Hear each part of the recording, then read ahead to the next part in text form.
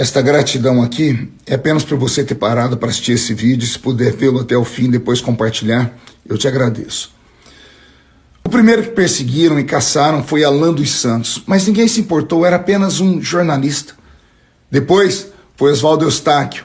Prenderam ele, calaram a sua voz, ele foi parar numa cadeira de rodas, mas era apenas um jornalista de internet. Depois prenderam Daniel Silveira, calaram a sua voz e anularam o seu indulto, mas ninguém falou nada, era apenas um deputado federal meio extremista.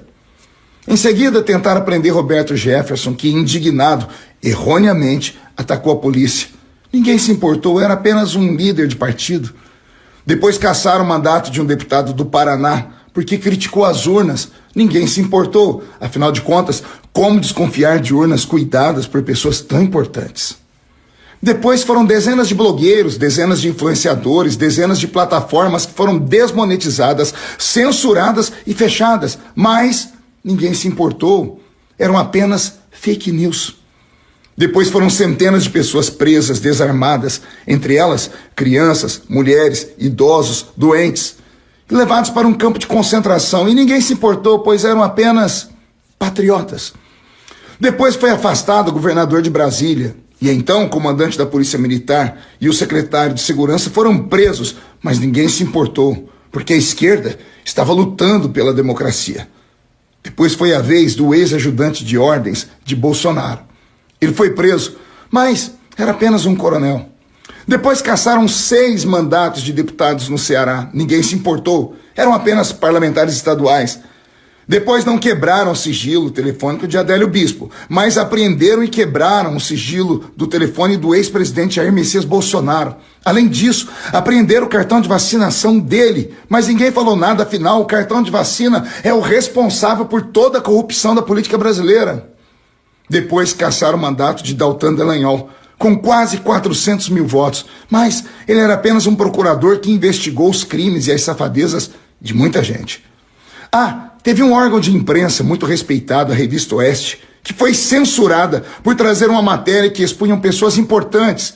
A extrema imprensa se calou. Afinal de contas, era só um veículo de informação digital. O que revolta é o Congresso não se mover. Aliás, os que podem fazer algo no Congresso são apenas os presidentes das duas casas, da Câmara e do Senado. Ao lado deles, os que podem fazer alguma coisa são os líderes de partidos. Deputados como eu, podemos apenas denunciar.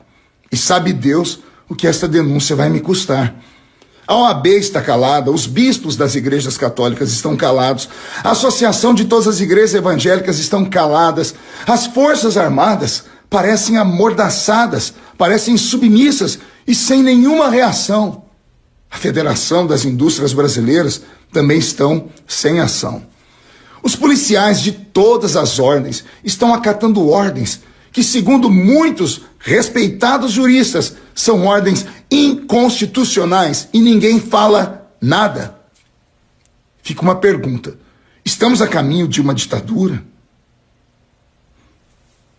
Eu recebi esse texto, não sei quem é o autor, mas o conteúdo faz sentido. Eu dei voz a ele para que possamos pelo menos orar. E quem sabe, se os poderosos assistirem este vídeo, não se sensibilizem também. Que Deus tenha piedade e misericórdia do Brasil de hoje e do Brasil de amanhã, dos nossos filhos, dos nossos netos.